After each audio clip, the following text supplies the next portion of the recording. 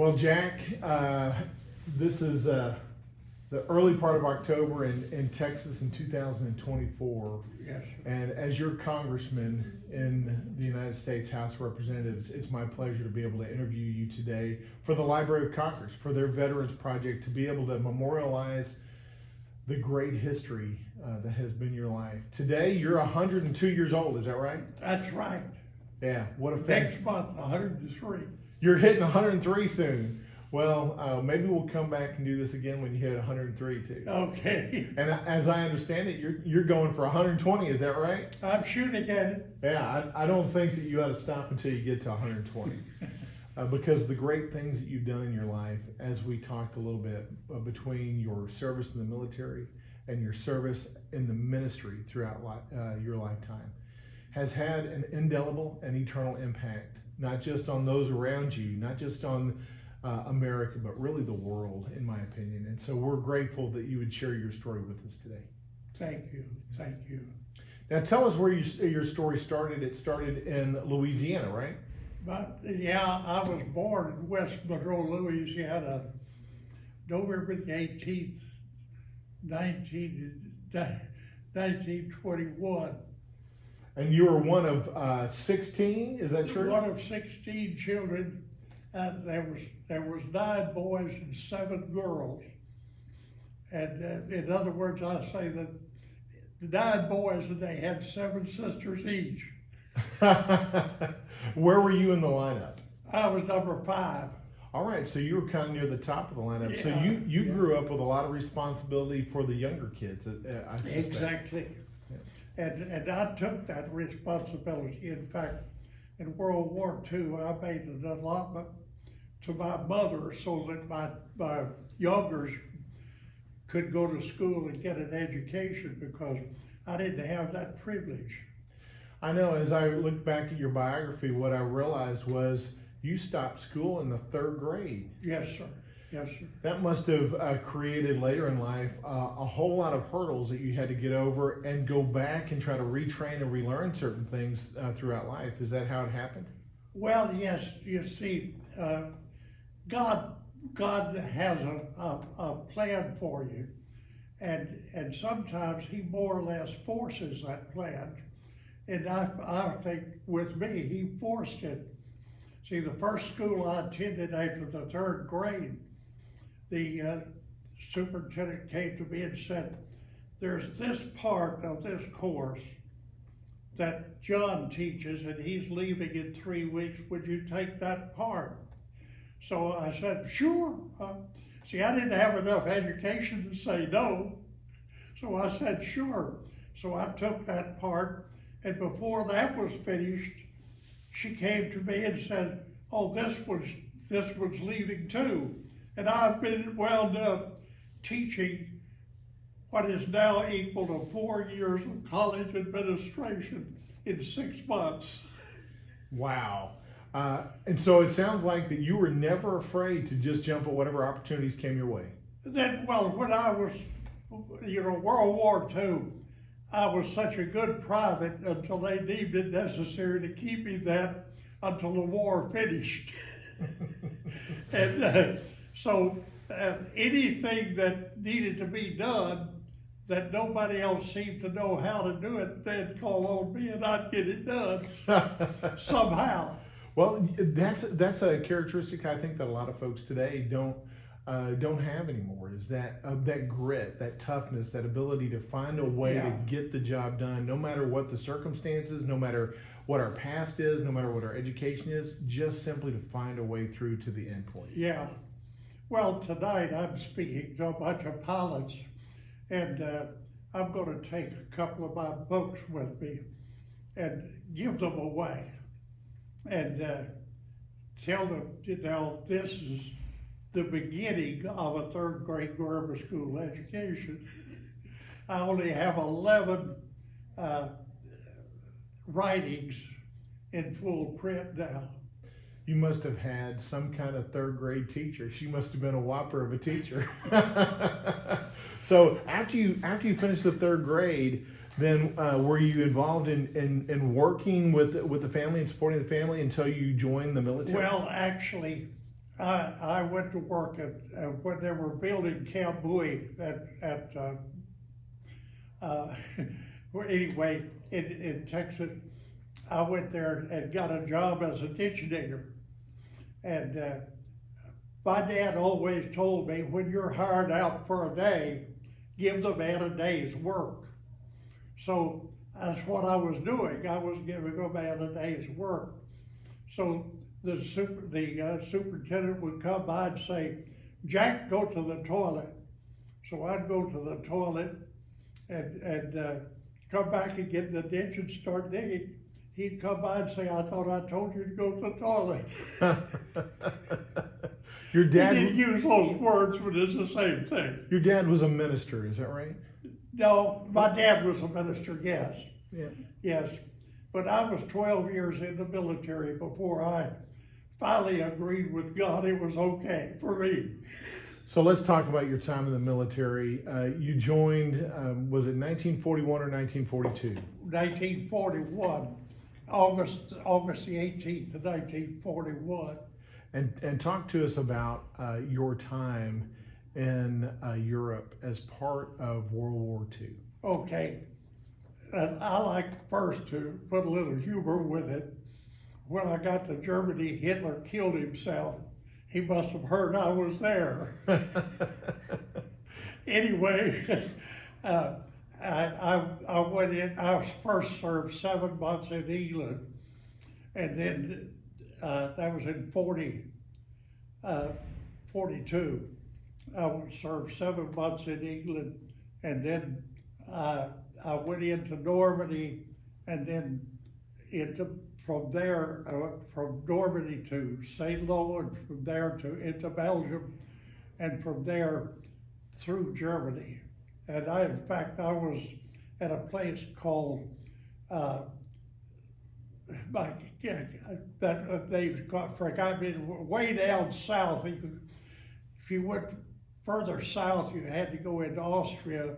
If you went east rather, you had to go into Poland. So that's where I was at the end of World War II. And I've heard you say before that you were involved in 6 major battles, but only got credit for 5. Right, I was in the Battle of Britain. Actually, physically, I was there for more than 30 days.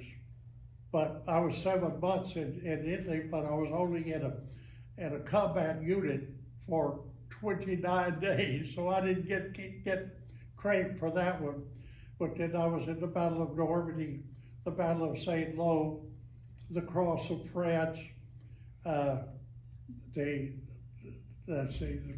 anyway, then right on through to Normandy. I saw it all, and that was good.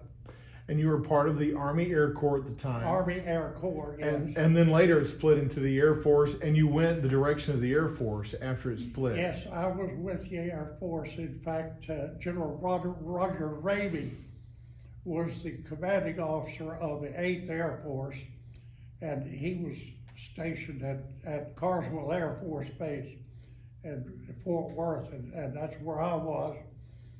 So he decided that I could do things that others couldn't, so he sent me to Kearney, Nebraska to open a military base as a corporal. That says a lot about you as a corporal if you're opening a military base.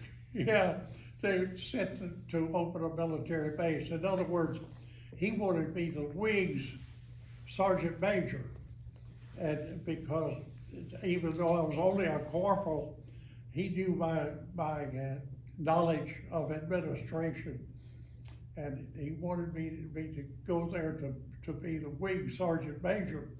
But in those days, if you were an officer, a flying officer, and you re-enlisted as a master sergeant, then you may not know anything about what you're going to do, but because you're a throttle jockey, That's right. And so there was lieutenant colonel come along. He was a lieutenant colonel as a flyer, but now he's a master sergeant. So he says to the commander, I want that job, talking about my job. And I said, of course, I couldn't say anything about that. And the colonel said it, because of his rank, you have to give it, have to give to it. So they kept me there for 3 months to teach him how to be a sergeant major. You were teaching a colonel how to be a sergeant major. That's fantastic. Well, it is. Yeah. That says a lot about the quality of the person that you are, and the fact that I've told folks all the time, leadership is more about action than position itself. And you could say almost the same thing of rank in the military, that true leadership is not rank determinative. It is a reflection of the character of the individual that is leading men into battle. Would you agree with that? Yes, I'd agree. In fact, I was in a company in boot training, and our squadron. They called it a squadron because it was Air Corps. But anyway, the sergeant brought us to the orderly room, and we were all at attention, and he just left us that way, and went into the orderly room, and after about 5 minutes of him being gone, here I am, a private in boot, see, and I stepped out and I said, "At my command, company of squadron, attention!" And they all came to attention. And so I stood there, and then when he came back, I turned around and saluted him, and I said, "The squadron is ready, sir." That's fabulous. That was my first showing that kind of leadership, just stepping out. But he left us in limbo. You're standing at attention, and somebody in the order room talking for 20 minutes, that's tough. That is. Yeah. So I can put them at ease. And they loved you for it. Yeah, they did. Yeah. And then I stood there until the sergeant come back and turned the company back over to him. Wow. I'm going to come back to your military experience here in a second, but I want to go back to the reflections of your childhood and the lessons you learned in childhood that helped you during your military time and frankly during your life. What are some of the lessons that you remember your parents teaching you that ultimately were the lessons that you believe guided you through life to fulfill the call that God had in your life? Well, actually, the major thing was my dad taught me spiritually correct to his knowledge, the best of his knowledge. And so that's the main thing that he taught me, and my mother followed along with that. And of course, my mother was always good at pointing that finger and saying, "Jack, remember." And that was good. But anyway, I was brought up a PK, a preacher's kid, and we moved from place to place. My dad started churches in West Monroe, Louisiana, which is the largest church in West Monroe today. Anyway, he started that one, and then he went out to a place called Luna, which is 15 miles out in the boonies. And he started, he rented a Church of Christ building there, and he had to furnish his own lights. So about the second or third day that he got there, they had the door locked, and so he had his own lantern. So he went out and set his lantern on a tombstone and said, "Let's have church." Wow. So, would it be a fair statement to say that your dedication to this country, to America, to freedom, to liberty, is really driven by your dedication and duty that you feel called to God? Absolutely, absolutely. In fact, today I want to help somebody else take one step higher. And I look back, and when I was in Korea, the day I got there, I met a young man by the name of Yogi Cho, but later he called himself Paul Yogi Cho, and later David Yogi Cho. So he was a man that was going to go places in life. So the day I met him, in fact, I met him the day I got to Korea, and he said, let's do some crusades together. And here I am in uniform, and I said, that's okay, yeah, let's do it. So a week from then, we started our first crusade together. And I believe that I would put something into his life that he went on to build a church that was right at 1 million members when he retired. Wow, that's incredible. Yes, sir. That's certainly incredible. So returning back to your military service, you started in 1941 in the Army Air Corps during World War II. You served a lot of that time as a telephone operator and some other duties during World War II. And then when you got out, you re-enlisted and went with the Air Force. And then you were back in the Korean War as part of your continued service. And you were in Germany, I think, stationed at that time. Is that right? That's right. And that got you, I think, into the late 50s or early 60s, late 50s, when then you started working with Texas A&M to finish your career in the military. Yeah, when I returned from Korea, they sent me to Texas A&M to work with teach for the military science department. Did you enjoy being in Aggie land? Yeah, I'm an Aggie. You're an Aggie through and through. Well, I'm glad that you would take time to talk to a Texas Tech Red Raider. I appreciate that very much. I have lots of love and respect for my A&M colleagues and compadres, and it takes so much. So many different perspectives, so many different backgrounds to achieve the things that we need to achieve collectively in this nation. But your background is fascinating, having come from that third grade education, one of 16 kiddos that learn how to work and to give back and to follow that great commandment by loving God and loving others. And that's frankly by serving God and serving others. That's what you've lived out through your life. Is that right? Well, my goal is to try to lift somebody one step higher every day. And it doesn't matter who it is. And they could be Hispanic, they could be black, whatever. I want to help somebody to take one step further forward than they've ever gone. That sounds like to me the definition of selfless service. Well, my life is for others. I have a statement, I'll be third. And what that means is God first, you second, and I'll be third. That's sort of a motto. After you got out of the military, talk about the rest of your life in short order of how did you go about serving this nation even outside the military, because there's so many people that do that. I retired from the military. I already had a missionary appointment to go to the armed forces in Europe. You know, our own people need a missionary just as much as anybody else.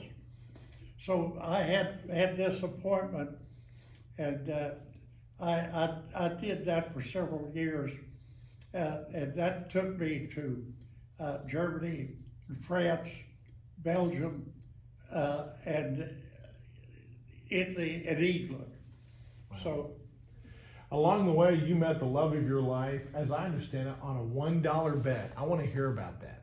which? Did $1 bet, yeah. You met Lillian Burgess in England, and I understand it happened because of a $1 bet. Is that right? That's right. Tell me the story about how that happened. Okay, this sergeant had dated Lillian, and he came back in the next day. I was on the switchboard, and he said, put me through to Lillian, and I did, and he talked to her about 45 minutes. And she wouldn't go out with him that night. In bed, he came into the switchboard just cursing her out, and she turned me down. And I don't know where it came from, but I said, "Sergeant, you just don't know how to do it." That's arrogant, isn't it? That is, but maybe a little bravado. How about we'll say it's bravado. Yeah.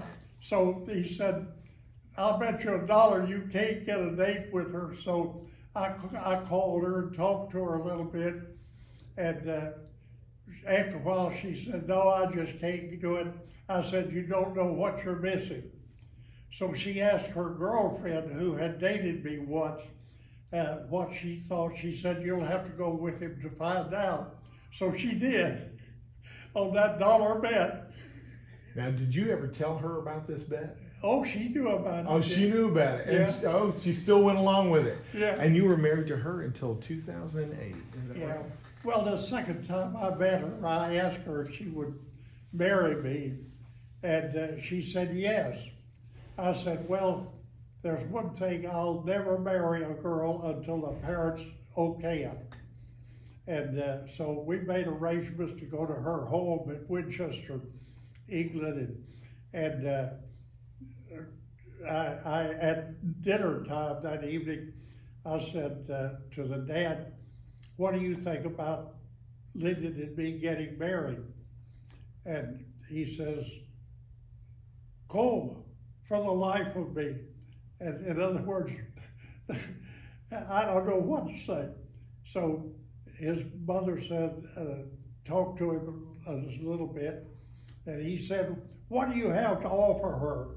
At that time, I was a private in the Army, in the Air Corps uniform. So you could offer one stripe. It was one stripe, yeah. And here she, his dad, her dad finally said, "What do you have to offer her?" And I said, "You're looking at it." He said, What do you mean looking at it?" I said, "Well, see, I'm wearing this uniform, and I may have to turn that in when I finish the Air Corps. So you're looking at what's left. That's what I can offer her." And her mother says, "I say he's honest, ain't he?" Isn't he? So, see, I never offered my wife anything but what I was. Yeah. And I want to tell you, she was a trooper too. She loved the idea that I got back into the Air Corps, and we moved from place to place, and she's even gone with me into Africa. And I'm reminded of one place, we went out in the boonies, and we were supposed to stay in this motel. Well, we got into this motel, and it was a nice little motel, but the doors were see-through curtains. Oh no, that's no good right there. Oh man. But she followed me places like that, and she was a true trooper for 65 years. What do you think the secret to a successful marriage is? And then I'll ask you this also, I guess, as part B of that question is, what advice would you give young people today in picking their spouse? What character should they be looking for the most so that they can have the lifelong commitment that you and your wife had? Well, let me put it this way. If I want my wife to be what I want her to be, I've got to first treat her the way she wants to be treated. And if I treat her the way she needs to be treated first, then when she does decide that she's going to follow, then I get what I needed. Again, that sounds a lot like that selfless service you were talking about earlier, preferring other people in this life, and particularly in marriage, preferring your spouse over yourself. Oh, absolutely. Yeah. Absolutely. I agree with you. I've only been married 25 years, but you're right. I think the times that I've run into the most trouble is when I was selfish Yeah. in nature and preferred myself. Yeah. And when I was most selfless to my wife is when we had the most meaningful Oh, marriage. absolutely, absolutely. See, my goal from 52 to our end of our marriage was to do what she needed in life and make life what she needed. And then guess what? I got what I needed. What piece of advice would you give to young people today about life generally, about finding the call that God has on their life and following that call and fulfilling that call? What is it that they need to know more than anything to be able to do that? Well, first off, a true call will never leave you. And let me give you an example of that. God called Henry Ford to make the internal combustion engine. He called him to do that. He put that engine on the inside of him. And since that engine was on the inside, he could not stop until he got that engine made. See, in other words, what we need to do is to find what God really wants us to do, and then go for it, and go for it 100%. Can't you imagine the times that people in Henry Ford's day said he's nothing but a lazy this and a lazy that, and called him all kinds of names, but yet he had that engine in him, and until that engine came out of him, he could not be satisfied. And that's the way the calling of God is. If something that we can't get our mind away from doing, but guess what? What we'll do is, Johnny will say, oh, I got a job out here. Why don't you come out there and see if they will hire you? So he goes out there and he stays on the job for 40 years. And he despises every minute of it. And then he retires. And I had an acquaintance in Brownwood, Texas, and after 40 years on a job he did not like, he said, I'm going to just sit here on the porch and rock and watch the traffic. Well, he did 8 months. And that sitting on the porch and rocking and watching the traffic killed him. Yeah, it's sad to look back in our lives and to think we've missed the call that God has on us. Yeah. I completely agree with you that we know that call in our hearts and we have to pursue it. Yeah. We must pursue it. Yeah. Tell me, let's kind of conclude by talking about the greatness of the United States, the greatness of America, this country that you served so valiantly. What makes America great, and what is it that we need to continue to do to ensure that America remains the light of this world? Make sure that we keep our freedoms, our personal freedom, and a right to speak what we believe. And we have that right in our Constitution. So since we have that right in our Constitution, we need to realize that, hey, if you have something to say to me, I need to hear it. So a good conversation is about 90% listening and the other 10% saying. But I find too many people that want to say rather than listen. Yeah, I agree with you, and that's why we're here today, because not just me, Congressman for the 1st District of Texas, but all of America needs to listen to the words that you have. Thank you. We need to listen to the wisdom that you have based on your experience, your leadership, your service, your sacrifice, the things that you've been through in this life at 102, almost 103 years old. Yeah.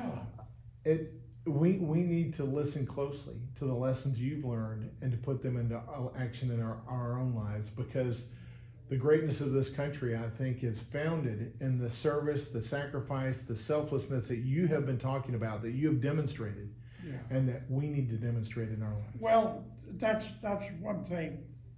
And I'm so pleased that since I've been in Logan Watkins, Texas Veterans Home, Texas-owned Veterans Home, since I'm in this position, I want to lift other people as well.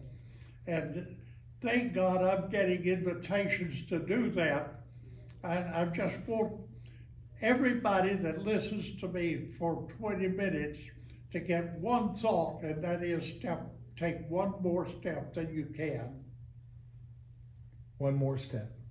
Well, that's where we're going to end it today. One more step. That's the mission that you've given us, is to take one more step for other people, for this country, and for this world, and for liberty. We appreciate the fact that you took several one more steps during your life, Jack Hetzel. Again, thank you for the time today. We wish you Godspeed and God's blessings on the next 20 years as you get to that 120 mark, okay? Thank you, Congressman. God bless you. Yes, sir. God bless you. Yes, sir.